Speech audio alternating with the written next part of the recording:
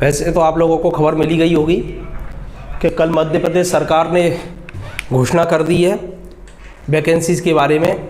लगभग 30,000 के समथिंग पद हैं, 30,000। आज के दैनिक भास्कर अखबार में, पत्रिका अखबार के फ्रंट पेज में ये दोनों ही खबरें हैं आपकी।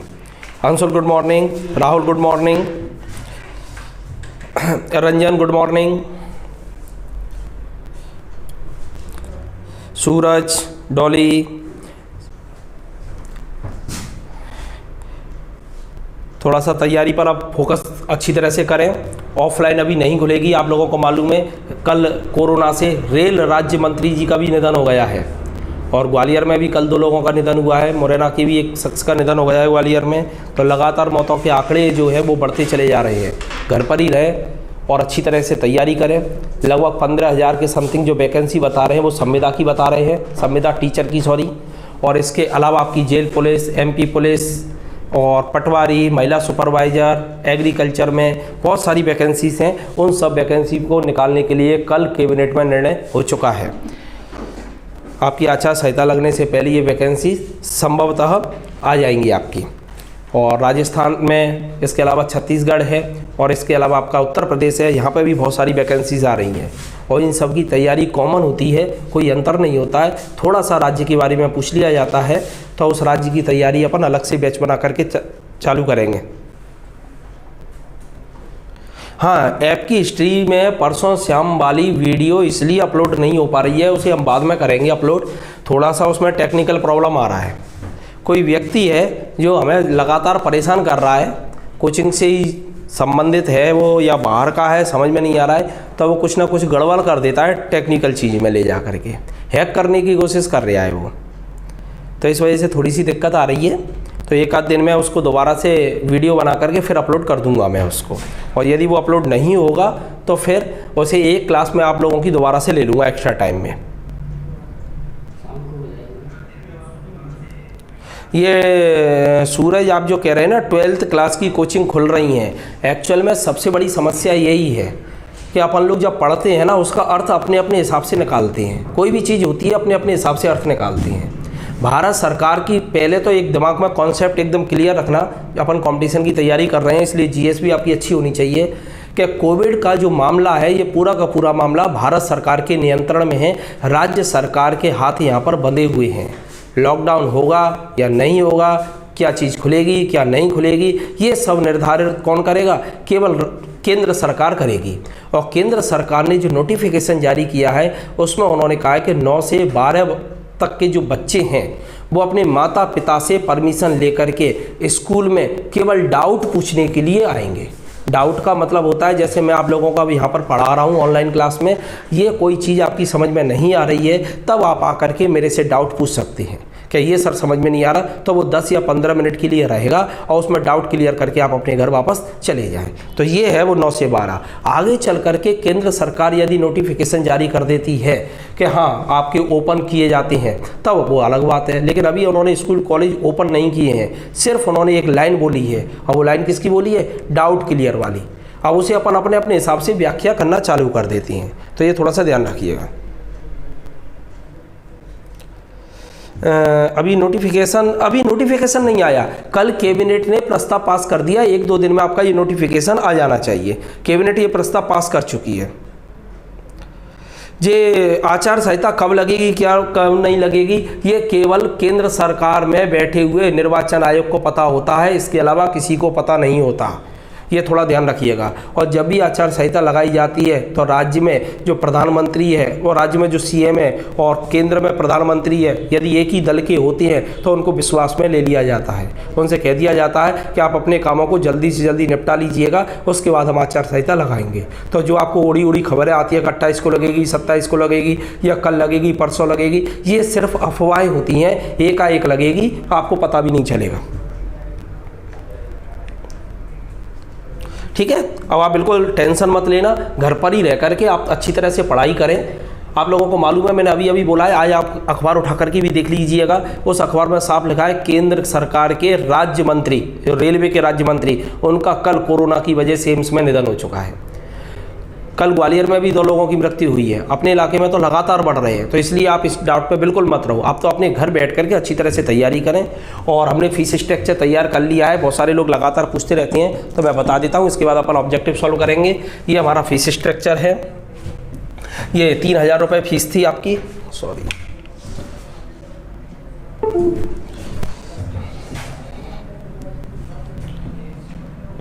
ये 3000 रुपये फीस थी, इसको काट करके हमने 2500 कर दिया है। इस 2500 रुपये में आपको ये इतिहास की, भूगोल की, मध्य प्रदेश, संविधान विज्ञान, ये सभी बुकलेटें फ्री मिलेंगी। और यदि आप इन बुकलेटों आपके पास में हैं, आप ओल्ड कोचिंग से जुड़े हुए छात्र हैं, तो फिर आप 2000 रुपये फीस दे सकते हैं। वैसे फीस 2500 रुपये है, लेकिन 500 रुपये का डिस्काउंट चल रहा है, इसमें आपको ये बुकलेटें नहीं मिलेंगी। और 2000 रुपये दे करके आप 6 माह के लिए जुड़ जाएंगे। 6 माह में आपका कोर्स बहुत अच्छी तरह से हो जाता है। यदि बाई द वे किसी कारण से आपका रुक जाता है एक टॉपिक, तो इसी फीस में हम आपका करवाएंगे। और ये ऑनलाइन क्लासेस ख़त्म नहीं होंगी, ऑफलाइन क्लास भी चालू हो जाती है, तब भी आपकी लगातार ऑनलाइन क्लासेस चलेंगी। क्योंकि इस समय पर स्थिति ज़्यादा ख़राब है।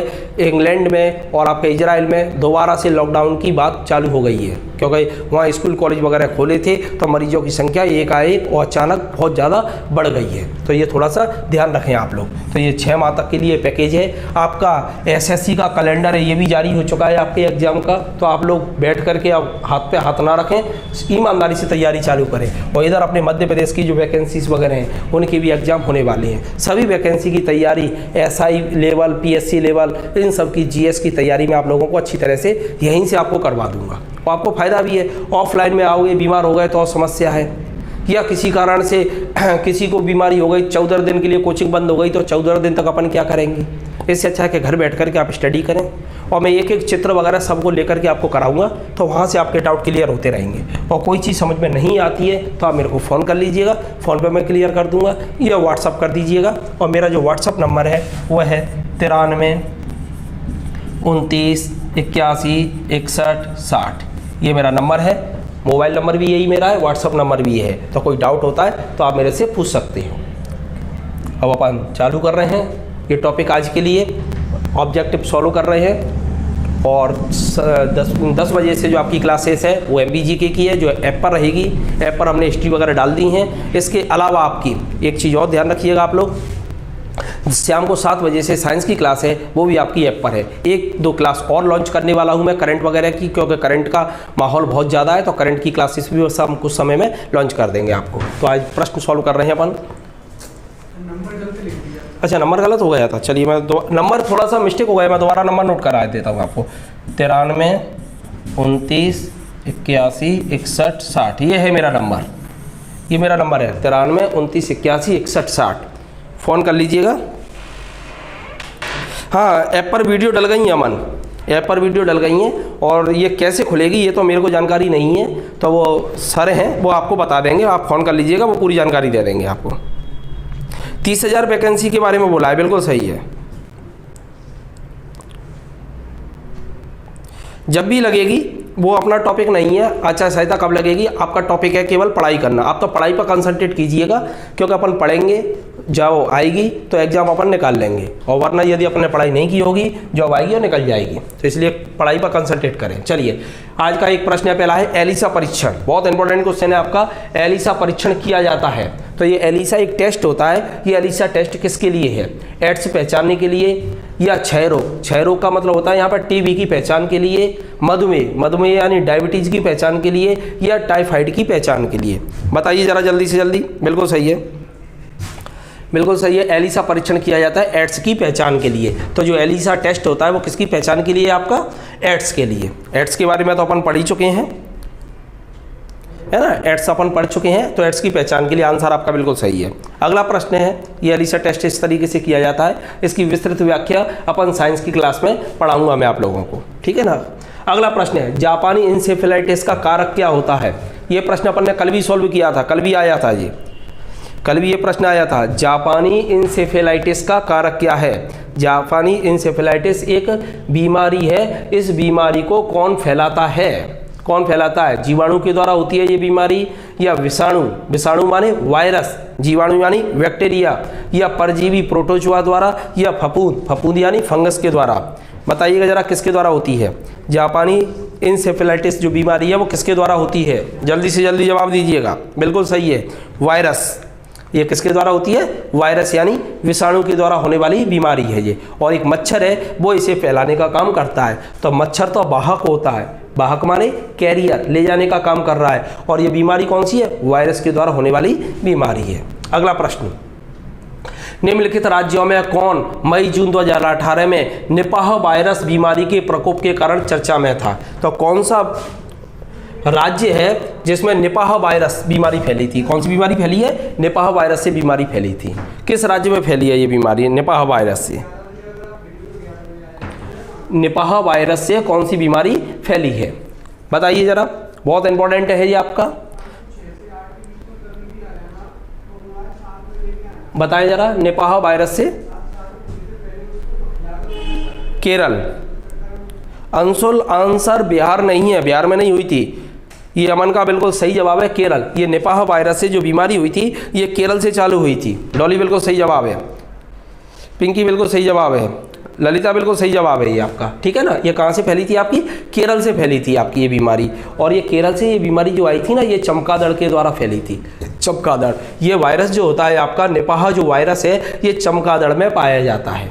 तो यहाँ पर ये चमगादड़ जो थी वो जो जिस पेड़ पर लटकी हुई थी वहाँ उन्होंने फल फ्रूट्स वगैरह खाए थे और उन फल फ्रूट्स को ही अपन लोगों ने खा लिया था, जिस वजह से इनकी लार से होता हुआ वो वायरस कहाँ पहुँच गया? आपके शरीर के अंदर पहुँच गया और बीमार कर दिया था।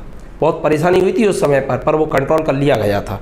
तो ये थोड़ा सा ध्यान रखें, जब भी कोई मार्केट से आप फल फ्रूट्स वगैरह लेकर के आती हैं तो साफ़ स्वच्छ होने चाहिए, कटे हुए नहीं होने चाहिए। हो सकता है कि किसी पक्षी का कटा हुआ हो तो उस पक्षी के शरीर के अंदर विभिन्न प्रकार के बैक्टीरिया, वायरस या जर्म रहती हैं, वो आपकी बॉडी के अंदर आ जाते हैं और आपको बीमार कर सकती हैं। तो इसलिए और फिर घर पे ला करके उनको अच्छी तरह से साफ़ स्वच्छ तरीके से धो धा करके ही खाना चाहिए।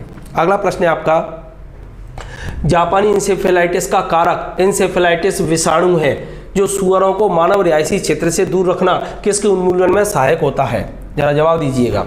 ये जापानी इंसेफेलाइटिस का कारक इंसेफेलाइटिस विषाणु यानी वायरस है, ये सुअर है। सुअरों को मानव रिहायशी क्षेत्र से दूर रखना किसके उन्मूलन में सहायक है? मलेरिया के, जापानी इंसेफेलाइटिस के, फीलपाओं के या पोलियो के? बताइएगा जरा। आंसर इसी में से निकल रहा है, मालूम है आप लोगों को, इसी में से आंसर है आपका।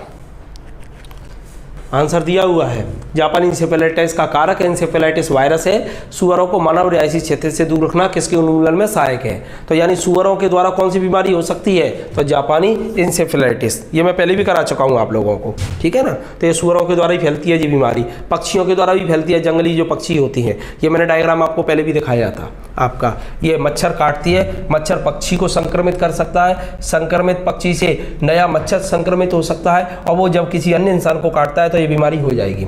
या जब ये मच्छर सुअर को काटता है तो सुअर के द्वारा भी बीमारी हो जाती है। तो जंगली पक्षी एवं सुअरों के संक्रमण के द्वारा भी ये बीमारी फैलती है, जापानी इंसेफेलाइटिस।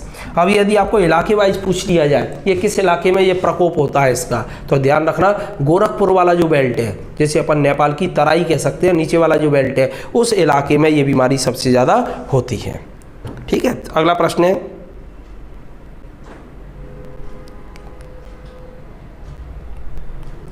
अभी एबोला भी आ रहा है भाई, अभी एबोला आ रहा है, एबोला भी आ रहा है अभी आगे पढ़ेंगे अपन एबोला वायरस। निम्न में से किस रोग को एंटीबायोटिक द्वारा ठीक नहीं किया जा सकता? अभी एबोला को मैं आगे पढ़ाऊंगा।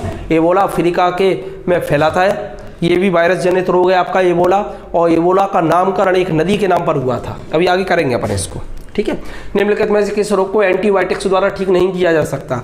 यानी ऐसी कौन सी बीमारी है जिसमें एंटीबायोटिक काम नहीं करेंगी? ऐसी कौन सी बीमारी है जिसमें एंटीबायोटिक काम नहीं करेगी? बताइएगा जरा आप लोग। कुष्ठ रोग है, टिटनेस है, मीजल्स है या हैजा है? कौन सी बीमारी है जो काम नहीं करेगी? तो निम्नलिखित में से किस रोग में एंटीबायोटिक द्वारा ठीक नहीं होगा? कुष्ठ रोग, टिटनेस, मीजल्स या हैजा? बताएं जरा आप लोग, कौन सा आंसर होगा इसमें?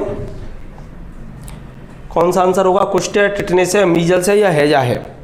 तो ध्यान रखिएगा आप लोग जरा यहाँ पर आपका कि जो एंटीबायोटिक्स बीमारियाँ, जो एंटीबायोटिक्स जो दवाई होती हैं ये बैक्टीरियल डिसीज में दी जाती हैं। यानी ऐसी बीमारी जो बैक्टीरिया के द्वारा होती है उसमें एंटीबायोटिक्स दी जाती है। और ये कह रहा है कि कौन सा ठीक नहीं होगा, यानी जो बैक्टीरिया के द्वारा हो रहा होगा वो तो हो जाएगा सही, और जो बैक्टीरिया के द्वारा नहीं हो रहा होगा वो है। तो देखिए कुष्ठ रोग किसके द्वारा होता है? बैक्टीरिया के द्वारा। तो ये तो आंसर है। टिटनेस बैक्टीरिया के द्वारा होता है, हैजा बैक्टीरिया के द्वारा होता है। तो इन तीनों में एंटीबायोटिक्स काम करेंगी, और ये वायरस है आपका, यहाँ पर एंटीबायोटिक्स काम नहीं करेगी। क्लियर हुआ?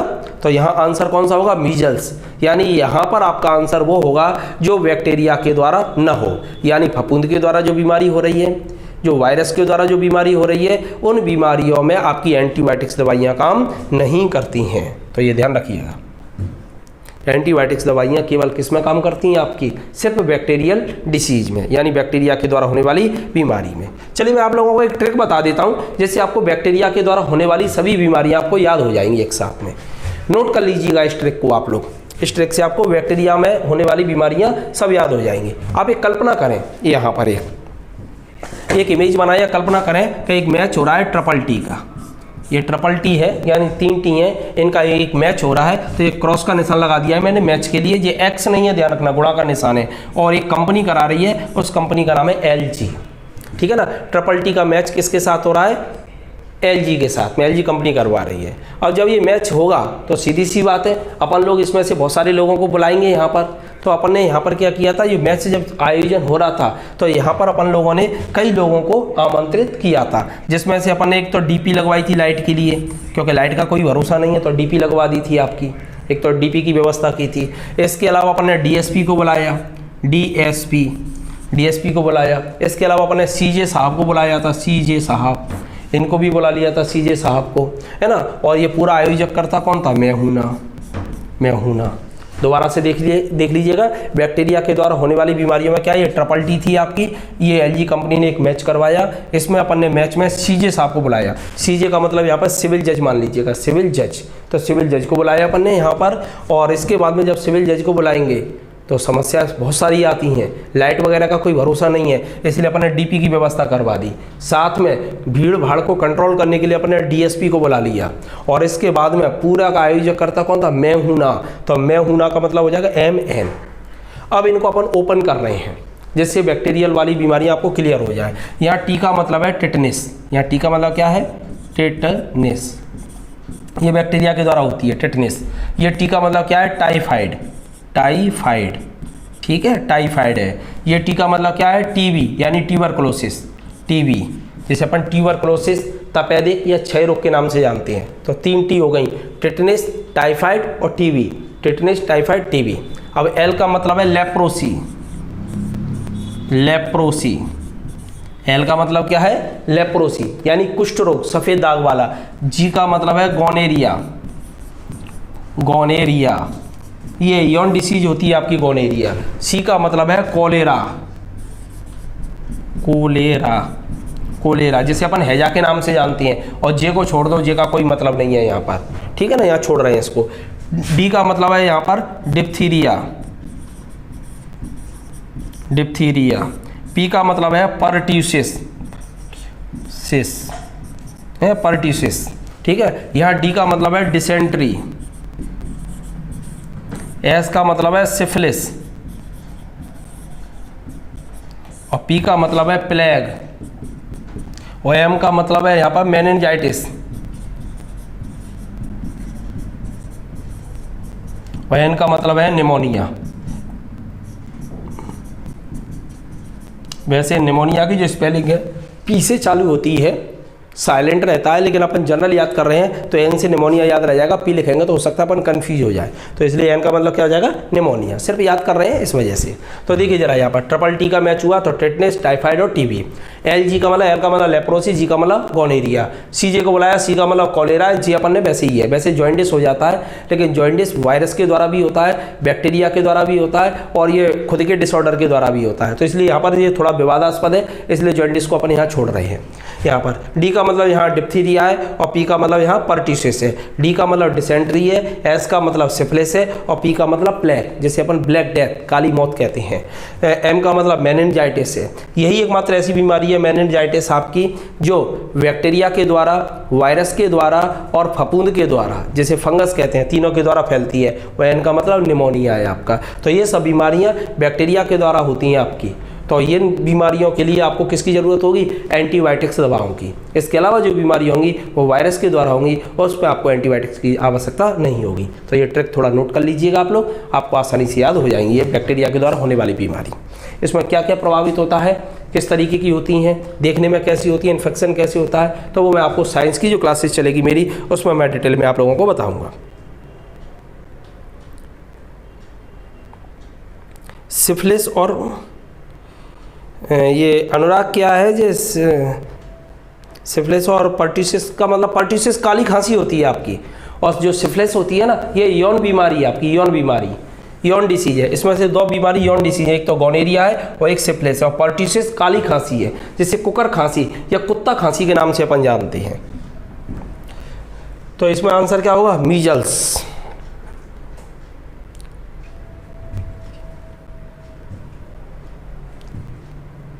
कौन सी बीमारी है ये अपन साइंस की क्लास में डिस्कस करेंगे, इसको कैसे क्या होती है ना। चलिए, ये मीजल्स है आपकी, मीजल्स इस तरीके की होती है, ये आपका खसरा या मीजल्स इस तरीके की होती है, मीजल्स या खसरा वायरस के द्वारा होता है ये आपका। अगला प्रश्न है, खसरा की बीमारी होती है, खसरा वही खसरा हिंदी में बोलते हैं और मीजल्स इसे क्या किस में बोल देते हैं? अंग्रेजी में बोल देते हैं अपन यहाँ पर। तो ये किसके द्वारा होगा? वायरस के द्वारा। मीजल्स या खसरा किससे होता है? वायरस से। तो इसमें तो कोई ज़्यादा खास नहीं है, आप लोग बना ही लोगे इसको। तो अगला प्रश्न है आपका, वायरस के द्वारा होती है। नेक्स्ट प्रश्न है आपका, विश्व से चेचक का उन्मूलन कब घोषित हुआ था? ये इंपॉर्टेंट प्रश्न है आपका, एग्जाम में पूछा भी गया है, जल्दी से जल्दी जवाब दीजिएगा। यहाँ पर जो विश्व में चेचक कब समाप्त हुआ था? विश्व से, भारत से नहीं पूछ रहा है, विश्व से चेचक कब समाप्त हुआ था? जल्दी से जल्दी जवाब दीजिएगा आप लोग। विश्व में चेचक कब समाप्त हुआ है? बताएं जरा, विश्व से चेचक का उन्मूलन कब घोषित हुआ था? 1975 में, 1980 में, 1996 में या 2008 में? बताएं जरा आप लोग। विश्व में चेचक, चेचक वायरस के द्वारा होने वाली बीमारी है, ये बिल्कुल सही है। चेचक जो है वायरस के द्वारा होने वाली बीमारी है। तो ये दुनिया से चेचक कब समाप्त हुआ? चेचक के टीके की खोज किसने की थी?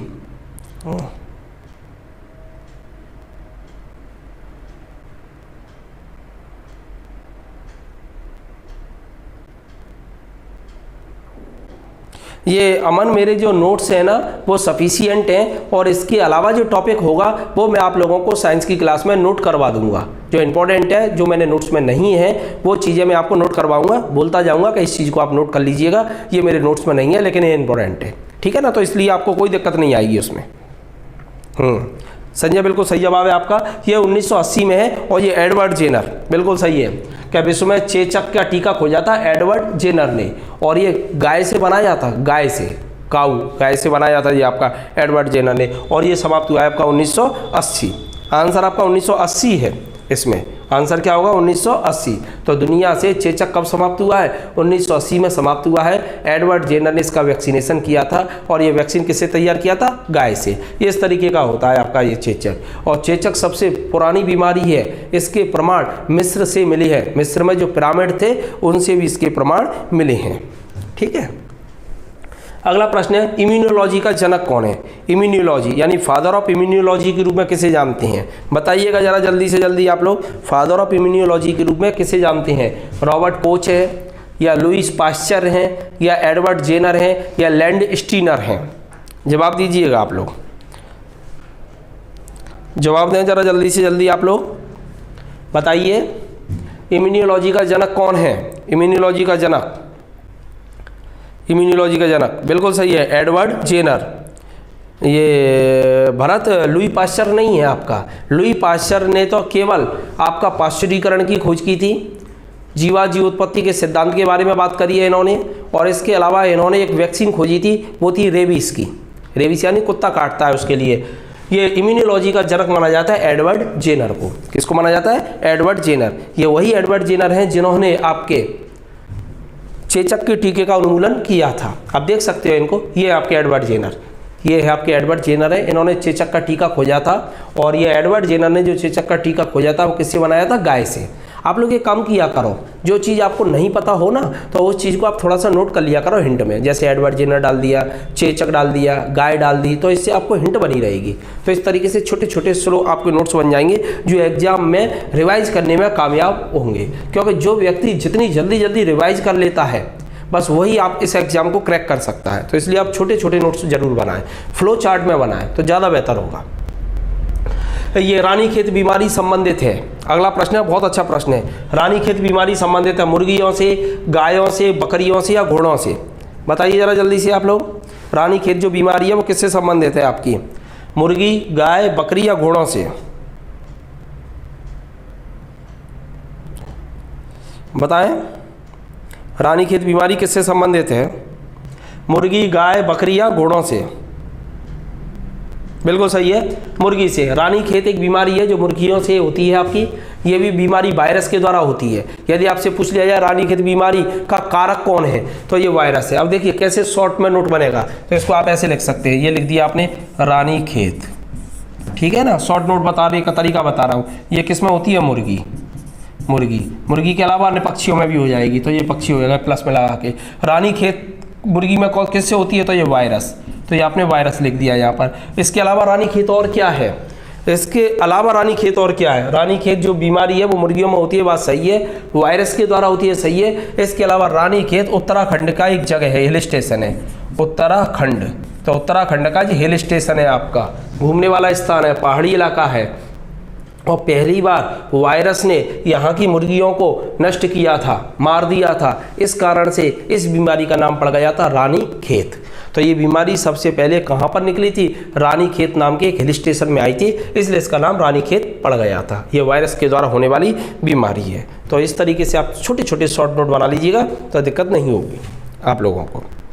देखिए ज़रा, मुर्गियों में होती है ये बीमारी, ये देख सकते हैं आप, ये स्पेशली मुर्गियों में है ये, गायों में नहीं है ये आपकी, अमन, गाय में नहीं है ये मुर्गियों में है आपकी। और ये आपका उत्तराखंड का हिल स्टेशन है, इस तरीके का ये पहाड़ी इलाका है, यहाँ बहुत सारे लोग घूमने के लिए जाते हैं। आप लोगों ने गोविंदा वगैरह की फिल्मों को में देखा होगा, इसका नाम कई बार आया है, रानीखेत। अगला प्रश्न है आपका, दुधारू पशुओं की निम्नलिखित बीमारियों में से कौन सी संक्रमण है? दुधारू पशु यानी दूध देने वाले जो पशु हैं उनकी बीमारियों में से कौन सी संक्रमण वाली है? जैसे संक्रमण का मतलब होता है एक से दूसरे में फैल सकती है। नंबर 1 फुट एंड माउथ रोग, नंबर 2 एंथ्रेक्स, ये एथेक्स नहीं है, ये एंथ्रेक्स है, एंथ्रेक्स, ब्लैक क्वार्टर और काउ पॉक्स, ये 4 बीमारियां हैं आपकी। ये दुधारू पशुओं की निम्नलिखित बीमारियों में कौन सी संक्रमणी है, यानी एक से दूसरे में इन्फेक्शन होता है आपका? फुट एंड माउथ रोग, दूसरा anthrax, black quarter, cow pox. प्रश्न ऐसे भी आ सकता है, क्या बताइए ब्लैक क्वार्टर किस में होता है, एंथ्रेक्स किस में होता है, फुट एंड माउथ रोग किस में होता है, या काउ पॉक्स किस में होता है? तो इस तरीके से भी प्रश्न पूछ सकता है। आंसर आपका 1 2 3 4 बिल्कुल सही है। कमलेश आपका जवाब बिल्कुल सही है, ये संक्रमण इन चारों में ही होता है, संक्रमण से होती है जी आपकी बीमारी। बिल्कुल सही जवाब है कमलेश का। चलिए, ये आपके 1 2 3 4 चारों जवाब सही हैं आपके, डी बिल्कुल सही है, ठीक है ना। अब ये कैसी होती है थोड़ा सा देख लीजिएगा चित्र, जैसे आपको ये याद रहेंगी। सबसे पहले ये देखो पैर, ये पैरों में इस तरीके से हो जाता है, ये है आपका फुट, इस तरीके से ये पैर है, चौपाई जो होती हैं आपके उनमें इस तरीके से जो हो जाता है। और ये है आपका माउथ, ये माउथ है आपका, तो फुट एंड माउथ, ये इस तरीके से आप जो देख रहे हैं ना, यहाँ पर आपका ये वायरस के द्वारा होने वाली बीमारी है फुट एंड माउथ रोग, ठीक है आपका। और ये आपकी एंथ्रेक्स बीमारी है जो गाय वगैरह में होती है आपकी, एंथ्रेक्स है ये आपकी बीमारी, ये वाला 2 नंबर का, ये भी इन्फेक्शन फैलाता है। और ये आपका ब्लैक क्वार्टर, इसे हिंदी में बोलते हैं लंगड़ा, पैर थोड़ा सा गड़बड़ करने लग जाता है, जानवर लंगड़ाता है, इसलिए इस बीमारी को अपन क्या कहते थे? लंगड़ा रोग। तो ये लंगड़ा बीमारी आपकी। और ये है काउ पॉक्स, इसमें क्या होता है, जो दूध देने वाले जो जानवर होते हैं आपके, है ना, उनमें दाग पड़ना चालू हो जाता है इस तरीके से, उनके थनों में, स्तनों में। तो यहाँ पर जो थनों में जो दाग पड़ रहा है आपका, तो ये वाले जो थनों में जो दाग पड़ रहा है ना, ये चेचक है आपका, इसे काउ पॉक्स के नाम से जाना जाता है। गाय वगैरह में, भैंस वगैरह में ये होता है आपका। अगला प्रश्न है, विश्व के कुछ भागों में विद्यमान पशुओं का फुट एंड माउथ रोग होता है, तो किसके द्वारा होता है? अभी अपने डिस्कस किया था, ये वाला था, अभी डिस्कस किया है। विश्व के कुछ भागों में विद्यमान पशुओं में फुट एंड माउथ रोग किससे होता है? बैक्टीरिया से, प्रोटोजुआ से, फंगस से या वायरस से? जवाब दीजिएगा ज़रा आप लोग, किससे होता है? विश्व के कुछ भागों में फुट एंड माउथ रोग किसके द्वारा होता है, यानी माउथ रोग का कारक कौन है? जवाब नहीं आया आपका, जल्दी जवाब दीजिए।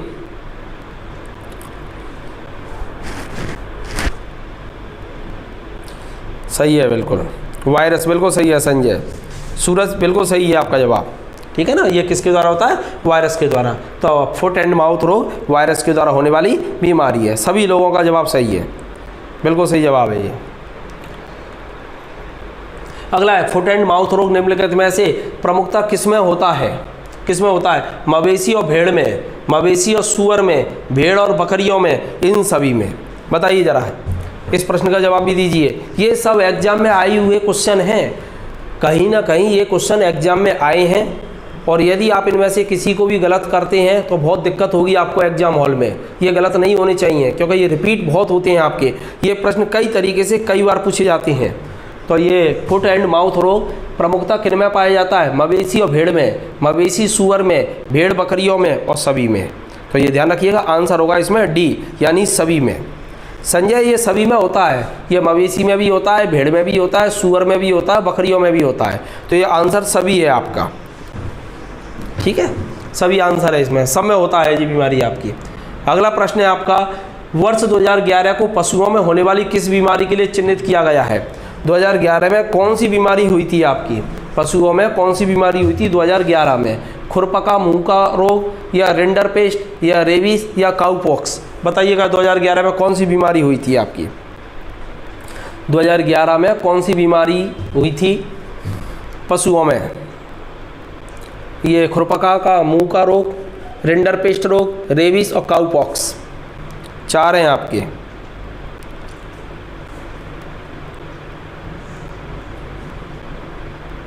अच्छा हाँ, ये पढ़ा नहीं होगा, बिल्कुल सही है। आप इसमें देखिए बहुत सारी चीज़ ऐसी होती हैं जो अपन ने नहीं पढ़ी होती हैं, आप इनको डायरेक्ट याद करना चालू करो, और जब अपन साइंस की क्लास में मैं आप लोगों को पढ़ाऊंगा तो वहाँ पर ये क्लियर हो जाएंगे आपके। तो कई चीज़ ना हो तो उसको सीधा सा अपन कर सकते हैं। ये पुराना क्वेश्चन है, 2011 का है, और इसमें बीमारी थी आपकी रिंडरपेस्ट। ये उस समय का करंट का क्वेश्चन था जी आपका, रिंडरपेस्ट बीमारी हुई थी, ठीक है ना। तो कई चीज़ अपन को नहीं पता होता तो सीधा फैक्ट बना करके उसे याद कर लीजिएगा आप लोग, और जब अपन साइंस की क्लास पढ़ेंगे तो वहाँ पर डिटेल में इन सब चीज़ों की चर्चा अपन करेंगे, है ना। ये रिंडरपेस्ट थी, इस तरीके से पशु इसमें मरे थे, बहुत सारे पशु मरे थे रिंडरपेस्ट में, 2011 की बात है ये देख सकते हैं आप।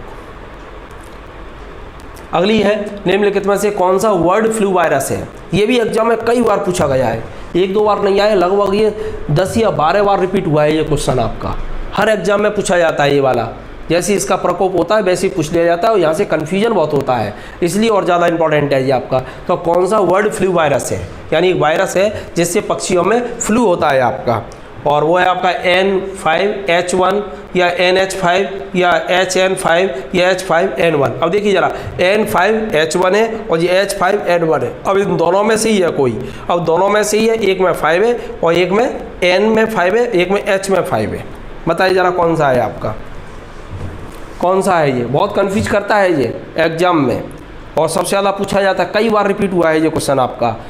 कौन सा बर्ड फ्लू वायरस है? N5 है या H5 है? तो ये कौन सा है आपका? H5। गलत है आपका, N5 नहीं है, H5। अनसुन, कौन सा है ये?